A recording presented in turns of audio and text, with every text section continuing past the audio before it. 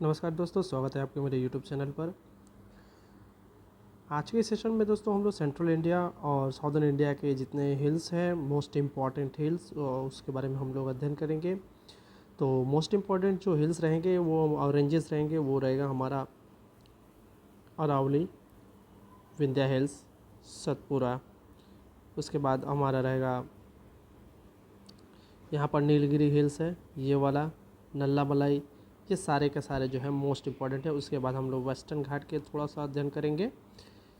ये सारे के सारे इम्पॉर्टेंट फैक्ट हैं जो कि अभी हम लोग अध्ययन करने वाले हैं। इसके पिछले क्लास में मैंने आप लोगों को नॉर्दर्न इंडिया और नॉर्थ ईस्ट इंडिया के जितने हिल्स हैं और जितने भी रेंजेस हैं वो मैंने आपको पढ़ा रखे हैं, जैसे कि Mizo hills, Naga hills, Patkai boom, Mishmi, डफला, शिवालिक, पीर पंजाल, देन जास्कर, लद्दाख और काराकोरम। ये मैंने पिछले वीडियो में पढ़ा रखा है, तो आप लोग वहाँ पर जाकर इसे देख सकते हैं। तो आज का जो हमारा टॉपिक रहेगा वो रहेगा विंध्या हिल्स। तो चलिए हम लोग विंध्या हिल्स से स्टार्ट करेंगे। देखिए, सबसे पहले हम लोग विंध्या हिल्स जो है उसके एलिवेशन से स्टार्ट करते हैं, यानी कि उसकी ऊंचाई से फैक्ट स्टार्ट करेंगे। फैक्ट नंबर 1, विंध्या हिल्स का जो एलिवेशन है, एलिवेशन यानी कि ऊंचाई, वो है 752 मीटर। ये आपको याद रखना है, एग्ज़ाम में आपसे पूछे जा सकते हैं। उसके बाद जो इसका बॉर्डर पड़ता है, बॉर्डर एरिया भी आपसे पूछ सकता है। बॉर्डर एरिया, इसका बॉर्डर एरिया कुछ भाग जो है वो सतपुरा रेंज, ये है हमारा सतपुरा रेंज, इससे पड़ता है आपके सतपुरा के ईस्टर्न वाले रीजन से, और छोटा नागपुर पठार जो कि झारखंड में है। ठीक है, मैं यहाँ पर लिख दे रहा हूँ सतपुरा रेंज एंड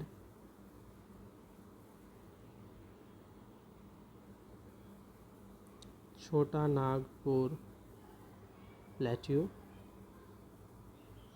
ये दोनों से इसका जो है बॉर्डर बनता है। ठीक है, सतपुरा रेंज यहाँ पर मिलेगा और छोटा नागपुर पठार आपको इस वाले एरिया में देखने को मिलेगा, झारखंड वाले एरिया में। चलिए नेक्स्ट फैक्ट में चलते हैं हम लोग।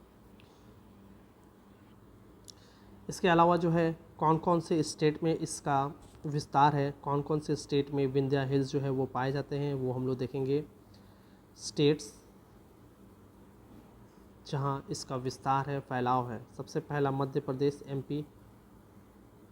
ठीक है, उसके बाद आपका आ जाएगा गुजरात एंड छत्तीसगढ़। यहाँ पर आपको गुजरात वाला एरिया मिलेगा, यहाँ पर आपको मध्य प्रदेश पूरा, मैक्सिमम जो है विंध्या हिल्स वो मध्य प्रदेश में पड़ता है। देन फाइनली ईस्टर्न वाले क्षेत्र में यहाँ पर आपको इस वाले क्षेत्र में छत्तीसगढ़ मिलेगा, तो वहाँ पर इसका फैलाव है। कुछ भाग जो है इसका आपका यूपी में भी मिलता है, यानी कि साउदर्न यूपी है वहाँ पर भी। ठीक है, तो मैक्सिमम अगर पूछे मैक्सिमम कहाँ पर है, तो मध्य प्रदेश एक, दूसरा गुजरात, तीसरा छत्तीसगढ़, ये आपको याद रखना है। ठीक है, डी नंबर, हाईएस्ट पीक की बात करेंगे। सद्भावना, सद्भावना शिखर, शिखर जो है सबसे हाईएस्ट पीक है इसका। ठीक है, ये आपको याद रखना है, किसका, विंध्या हिल्स का। कौन कौन सी नदी यहाँ से बहती है वो भी मैं आपको बता दे रहा हूँ। चलिए सबसे पहले इसको रब किया जाए।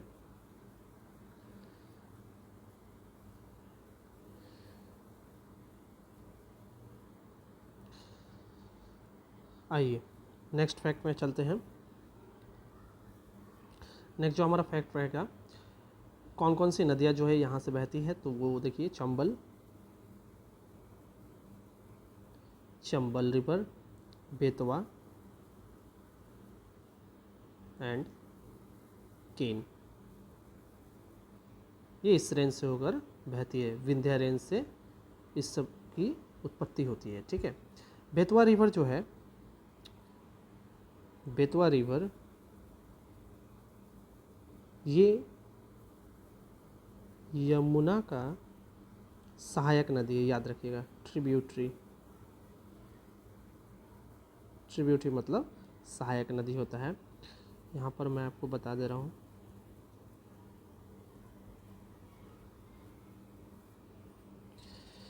यमुना नदी यहाँ से गंगा नदी होकर निकलती है, ये वाले भाग से ऐसे, ठीक है। और यमुना नदी भी यहीं से निकलती है और ये यहाँ पर इस तरह से कुछ मिल जाती है, ठीक है। तो जो बेतवा है वो इस तरह से जाकर यमुना नदी में मिल जाती है, ठीक है। और ये यमुना की सहायक नदी है, और यमुना जो है वो किसकी सहायक नदी है, वो गंगा नदी की सहायक नदी है, ठीक है, यमुना। और ये है आपका बेतवा, जो कि विंध्या रेंज से होकर निकलती है, ये आपको याद रखना है। बेतवा रिवर मध्य प्रदेश और उत्तर प्रदेश दोनों में बहती है, ये भी आपको याद रखना है। बेतवा रिवर जो है वो एमपी और यूपी दोनों से होकर बहती है।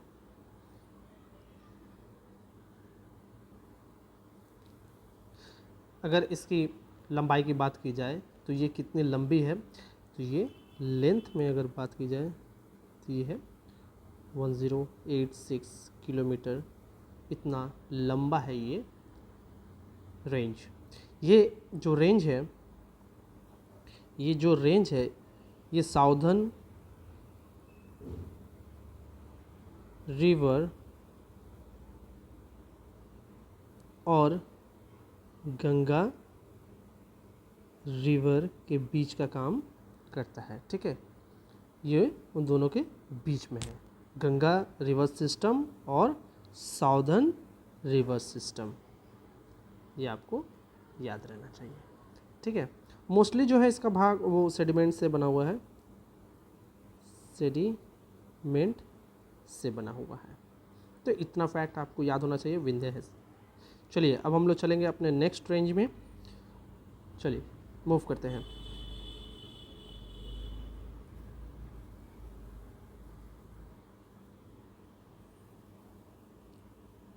फैक्ट में आ गए,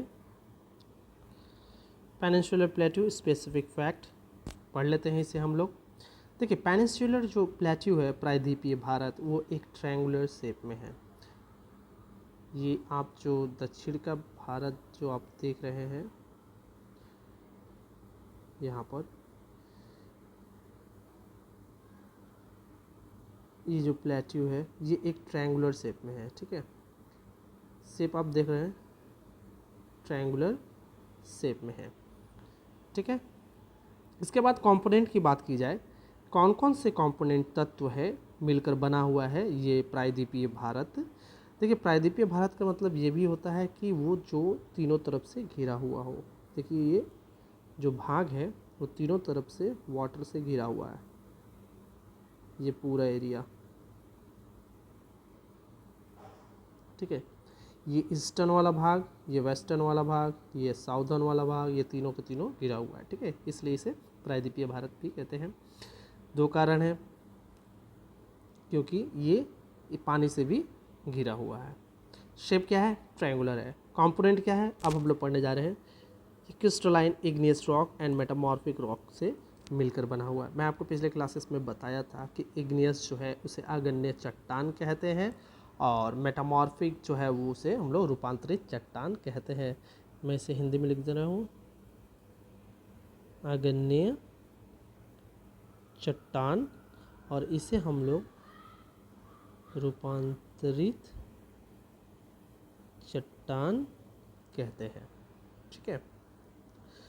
ये इग्नियस रॉक क्या होता है, देखिए जब दो प्लेट आपस में, ये एक सिंगल प्लेट है, ठीक है, ये एक सिंगल प्लेट है, जब दो प्लेट टूटकर अलग होती हैं एक दूसरे से, तो उनके मध्य से जो है ज़मीन के अंदर से लावा बाहर की तरफ आता है, ठीक है, और यही लावा जो है ऊपर की तरफ खिंच जाता है, ठीक है।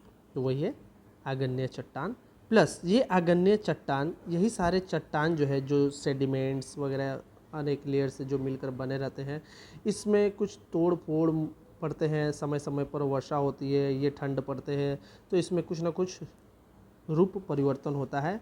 इसे ही हम लोग रॉक कहते हैं, यानी कि रूपांतरित चट्टान कहते हैं। तो ये काफ़ी रूप परिवर्तन होने के बाद कुछ इस तरह का दिखाई पड़ता है अलग अलग रूप में प्रायद्वीपीय भारत का चट्टान, इसलिए इसे हम लोग मेटामॉर्फिक यानी कि रूपांतरित चट्टान कहते हैं। तो ये दोनों कंपोनेंट से मिलकर बना हुआ है कौन सा, भारत का प्रायद्वीपीय यानी पेनिनसुलर प्लेट्यू, प्रायद्वीपीय पठार जिसे हम लोग कहते हैं। आशा करूँगा यहाँ तक आपको कोई दिक्कत ना हुआ हो, ठीक है। चलिए, formation due to breakup run of the Gondwana land, मैं आपको बोला था कि ये गोंडवाना लैंड से अलग होकर बना हुआ है, ठीक है। गोंडवाना लैंड कुछ इस तरह पहले पेंजिया था, ठीक है। पेंजिया वाले हिस्सा से ये अलग होकर नॉर्थ की तरफ मूव करने लगा, हमारा भारतीय कॉन्टिनेंट, इंडियन कॉन्टिनेंट मूव होने लगा, ठीक है। और यहाँ पर गोंडवाना लैंड था, ये पहले इसमें गोंडवाना लैंड था, गोंडवाना, पेंजिया के बाद गोंडवाना लैंड से ये अलग हुआ, अलग होने के बाद इसका फॉर्मेशन हुआ, ठीक है। उसके बाद धीरे धीरे हिमालय पर्वत, नॉर्थन इंडिया का भी फॉर्मेशन हुआ है। मेन पार्ट आइए, देखिए सेंट्रल हाईलैंड होगा, यहाँ पर डेक्कन प्लेट्यू होगा। सेंट्रल हाईलैंड मैं आपको बता दूँ, एक मिनट, सेंट्रल हाईलैंड अभी मैंने आपको बताया, ये है प्रायद्वीपीय भारत। ये जो ऊपर का बीच का हिस्सा है, ये वाला भाग, इसे सेंट्रल हाईलैंड कहते हैं। और ये जो नीचे का हिस्सा है, इसे हम लोग प्रायद्वीपीय भारत कहते हैं, यानी कि डेक्कन प्लेट्यू कहते हैं। इस वाले हिस्से में ये पूरा का पूरा मैक्सिमम जो है वो डेक्कन प्लेट्यू ही है, ठीक है। जैसे कि कर्नाटक का प्लेट्यू, तेलंगाना प्लेट्यू, वो सारे के सारे डेक्कन प्लेट्यू के अंतर्गत आता है। ये मैंने आपको पिछले क्लासेस में बताया था, ठीक है। चलिए, अब हम लोग मूव करेंगे नेक्स्ट फैक्ट की तरफ। फैक्ट रहेगा हमारा अरावली रेंज, यहाँ पर लिखा हुआ है, देखिए एक्सपेंशन एरिया फॉर्मेशन कैसे बना है, स्पेशलिटी, मुख्य बातें क्या है, हाईएस्ट पीक क्या है, और कुछ हम लोग नोट पढ़ेंगे। एक्सपेंशन एरिया कहाँ तक फैलाव है इसका, due to breakup and run of Gondwana land, मैंने आपको बता दिया है। अरावली रेंज कहाँ पर है, ये मैं आपको दिखा दे रहा हूँ। देखिए ये है अरावली रेंज, ठीक है। पोजीशन देख लीजिए अरावली रेंज का, उसके बाद हम लोग फैक्ट पे चलेंगे। चलिए फैक्ट पे आते हैं।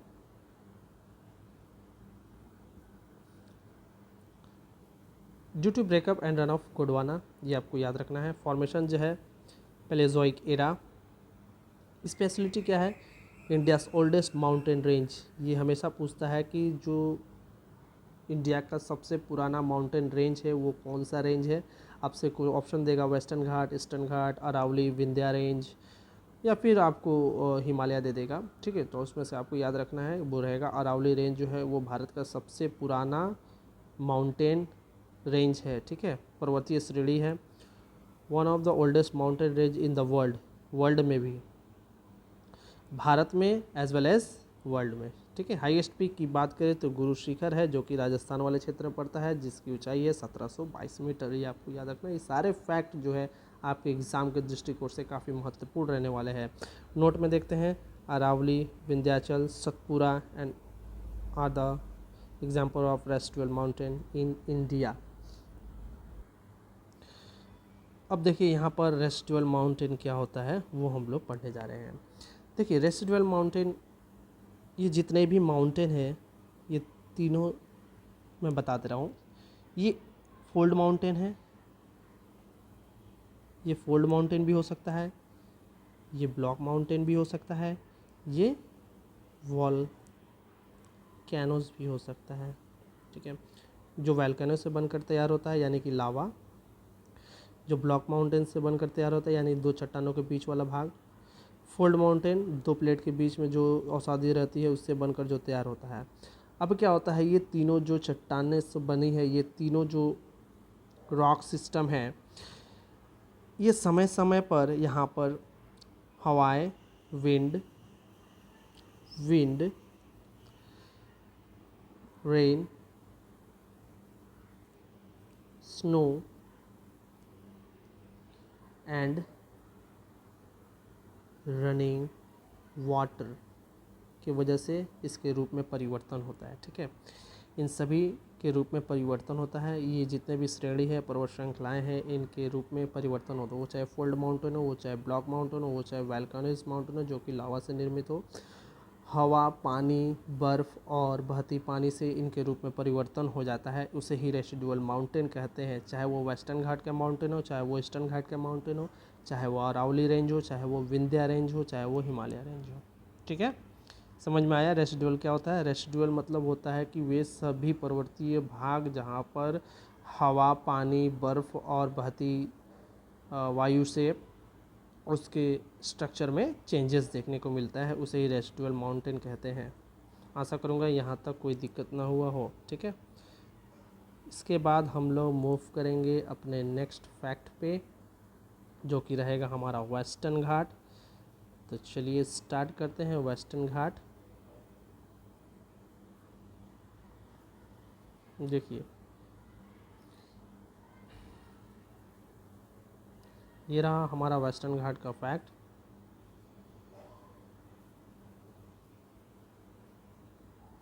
और द नेम सह्याद्री। देखिए, दो तरह के घाट होते हैं।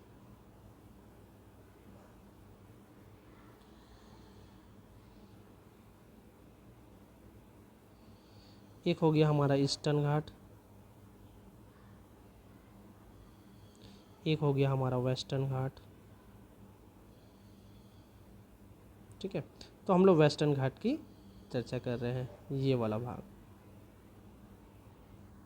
वही बोल रहा है, इसे सह्याद्री के नाम से भी जाना जाता है। एवरेज हाइट अगर आपसे पूछे अबाउट 1200 मीटर, जो इसका एवरेज हाइट है। देखिए, कहीं कहीं पर इसका हाइट ऊपर है, नीचे है, यानी मान लीजिए कहीं पर 1000 मीटर है तो कहीं पर 2000 मीटर है। 1000, 2000, कहीं पे 3000। एवरेज हाइट क्या होता है? 3 2 5 1 6000, 3 से डिवाइड कर देंगे तो 2000। ठीक है, तो एवरेज हाइट 2000 हो गया। वही है यहाँ पर बोला है, जो एवरेज हाइट है, औसतीय ऊंचाई, वो है 1200 मीटर। हाईएस्ट पीक की अगर बात की जाए तो वो है अन्नामुदी पीक, जो कि केरला में है, जिसकी है ऊंचाई 2695 मीटर। ये आपको याद रखना है। ठीक है, केरला कहाँ पड़ता है? इस वाले हिस्से में केरला पड़ता है, केरला। तो यहाँ पर अन्नामुदी है, वो सबसे हाईएस्ट पीक है आपका इस वाले रेंज में। एक्सटेंशन कहाँ से कहाँ तक इसका फैलाव है? देखिए, फ्रॉम गुजरात, यहाँ से गुजरात,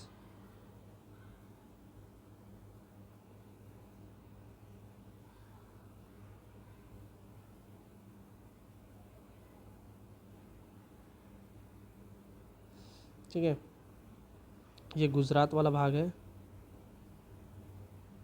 तो यहाँ से इसका एक्सटेंशन स्टार्ट होता है, देन तमिलनाडु तक इसका फाइनली एक्सटेंशन जाता है। तमिलनाडु आपको यहाँ पर मिलेगा। ठीक है, parallel to western sea coast. ये जो देख रहे हैं आप वेस्टर्न सी कोस्ट है, ये पास में ये जितने भी है, ये सी वाला भाग है, समुद्री भाग है, ये पूरा का पूरा इसका पैरेलल है। From the Tapi valley in north and a little north of Kanyakumari in south. ठीक है, यहाँ तक इसका विस्तार है, तापी नदी से लेकर कन्याकुमारी तक। टोपोग्राफी क्या है? Western slope, sharp and erect. देखिए, इसका जो बनावट है वो किस तरह का है? ईस्टर्न घाट का जो ढाल है वो बहुत कम है, याद रखिएगा, लेकिन जो वेस्टर्न घाट का ढाल है वो काफ़ी तीव्र है। कैसे है, आइए समझते हैं। ये है वेस्टर्न घाट का हाइट, और जैसे जैसे हम लोग ईस्टर्न की तरफ जाएंगे वो कुछ ऐसा होता चला जाएगा। ठीक है, ऐसा ऐसा और फाइनली ऐसा होता चला जाएगा। तो देखिए, ये हाइट जो है ये घटता चला गया। फाइनली यहाँ पर जो है हाइट 0 हो गया, और यहाँ पर हाइट काफ़ी खड़ा ढाल है। ठीक है, वही यहाँ पर बोल रहा है, जो वेस्टर्न स्लॉप है, जो वेस्टर्न वाला भाग, ये वाला, ये काफ़ी शार्प और इरेक्ट है, काफ़ी खड़ा ढाल है। And the eastern slope slow and slip. देखिए, ईस्टर्न स्लोप जो है वो काफ़ी स्लो है और स्लिप है, मतलब यहाँ पर नदियाँ जो है काफ़ी धीमी गति से बहती है, और वेस्टर्न वाले भाग में काफ़ी तीव्र गति से नदियाँ बहती है। आशा करूँगा कि टोपोग्राफी यानी वहाँ के बनावट में आपको किसी प्रकार का दिक्कत ना हुआ हो। चलिए मूव करेंगे आगे की तरफ। आगे फॉर्मेशन बोल रहा है फ्रॉम बेसाल्ट रॉक, ठीक है, लैटिट्यूड छोड़ दीजिए, from granite and genesis rock. देखिए बेसाल्ट और ग्रेनाइट जेनेसिस रॉक से इसका निर्माण हुआ है, ठीक है।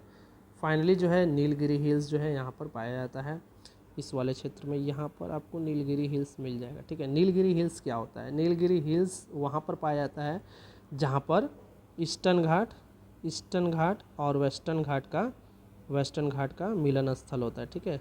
ये जहाँ पर ईस्टर्न घाट और वेस्टर्न घाट का मिलन स्थल होता है वही नीलगिरी माउंटेन रेंज कहलाता है, ठीक है। Example of block mountain formation by diffusion in Arabian sea, ठीक है। चलिए अब हम लोग आगे की तरफ मूव करेंगे। अब हम लोग आ गए हैं सतपुरा रेंज स्पेसिफिक फैक्ट। मैंने आपको दिखाया है सतपुरा रेंज कहाँ पर है, फिर भी यहाँ पर मैं आपको बना कर दिखा दे रहा हूँ। मैं पूरा मैप ही ला दे रहा हूँ आप लोगों के लिए, 1 मिनट। चलिए ये रहा मैप, यहाँ से आपको अच्छा समझ में आएगा। मैं यहाँ पर रेंज बना दे रहा हूँ।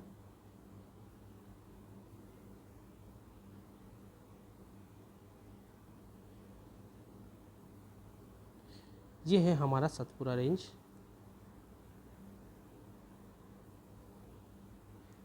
पूरा रेंज जिसके बारे में हम लोग पढ़ने जा रहे हैं, ठीक है।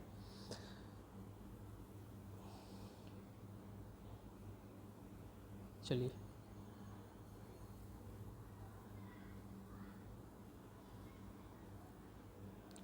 Speciality a part of Deccan plateau, मैंने आपको बताया था ये डेक्कन प्लेट्यू का ही एक भाग है। डेक्कन प्लेट्यू कहाँ पर है?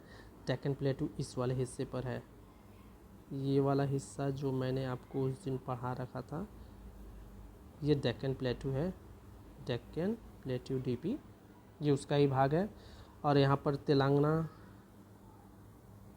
तेलंगाना प्लेट्यू भी इसी का भाग है, और कर्नाटक प्लेट्यू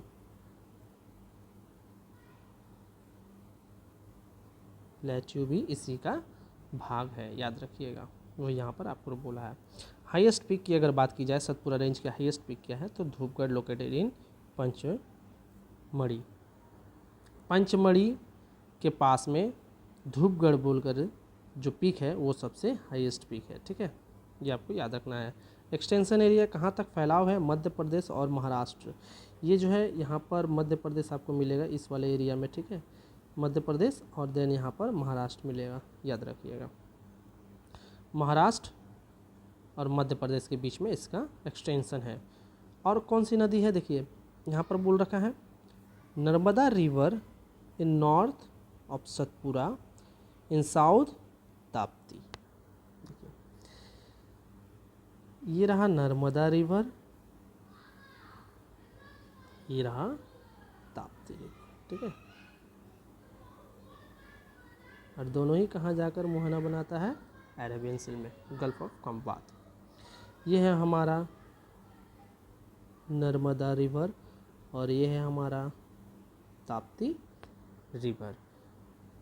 तो सतपुरा रेंज के नॉर्थ में नर्मदा रिवर है और सतपुरा रेंज के साउथ में ताप्ती रिवर है, वही यहाँ पर फैक्ट में आपको बता रखा है, ठीक है।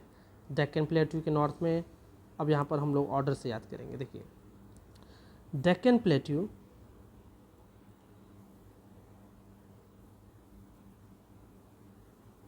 के नॉर्थ में ताप्ती रिवर के नॉर्थ में सतपुरा रेंज के नॉर्थ में नर्मदा रिवर। उसी तरह नर्मदा के साउथ में सतपुरा के साउथ में ताप्ती के साउथ में डेक्कन प्लेट्यू। इस तरह से आपको ऑर्डर याद रखने हैं। तो आशा करूँगा सतपुरा रेंज से आपको किसी भी प्रकार का दिक्कत न हुआ हो, ठीक है। सतपुरा रेंज के बारे में थोड़ा सा और अध्ययन कर लेते हैं। देखिए सतपुरा को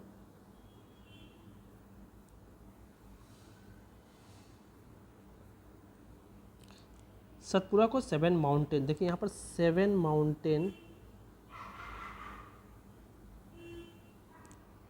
ट्रेन का सीरीज़ है सतपुड़ा में, इसीलिए इसे सतपुड़ा के नाम से जाना जाता है, याद रखिएगा।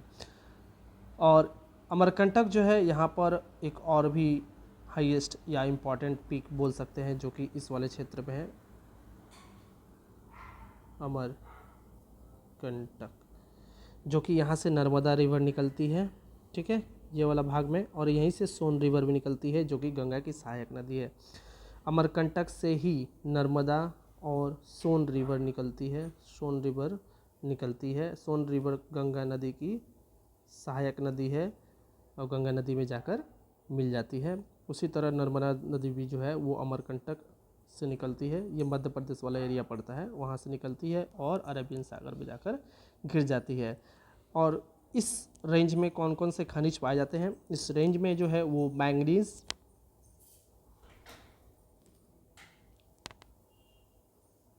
मैंगनीज पाया जाता है। दूसरा जो है सबसे ज़्यादा वो कोल पाया जाता है, ठीक है। फॉरेस्ट एरिया भी काफ़ी ज़्यादा है यहाँ पर मध्य प्रदेश में, ठीक है। तो याद रखिएगा सबसे ज़्यादा फॉरेस्ट जो है वो मध्य प्रदेश में भी पाया जाता है। मैंगनीज कोयला का भी भंडार यहाँ पर है। तो ये रहा Satpura range full detail. Move करेंगे next, Nallamalai hills, location between Krishna and Pennar river, Andhra Pradesh और तेलंगाना, ठीक है। आंध्र प्रदेश और तेलंगाना में इसका लोकेशन है नल्लामलाई हिल्स का। द नेक्स्ट अगला फैक्ट रहेगा नीलगिरी हिल्स। नीलगिरी हिल्स का लोकेशन जो है at junction of eastern and the western ghat, जैसे मैंने आपको बताया था, ये है ईस्टर्न घाट, ये है वेस्टर्न घाट, ये दोनों का जो मिलन स्थल है यहाँ पर नीलगिरी पर्वतीय भाग पाया जाता है। हाईएस्ट पीक की बात करें तो वो है दोदा बेटा 2637 मीटर, ठीक है। यहीं पर दोदा बेटा आपको मिलेगा इस वाले भाग में, दोदा बेटा हाईएस्ट पीक 2637 मीटर। तो आशा करूँगा साउदर्न इंडिया और सेंट्रल इंडिया के जो मोस्ट इम्पॉर्टेंट रेंजेस है और हिल्स है वहाँ से आपको किसी प्रकार का दिक्कत ना हुआ हो, ठीक है। चलिए आज के लिए इतना ही रखते हैं, मिलते हैं नेक्स्ट क्लास में। तब तक के लिए धन्यवाद। वीडियो को लाइक कीजिएगा, शेयर कीजिएगा, सब्सक्राइब कीजिएगा।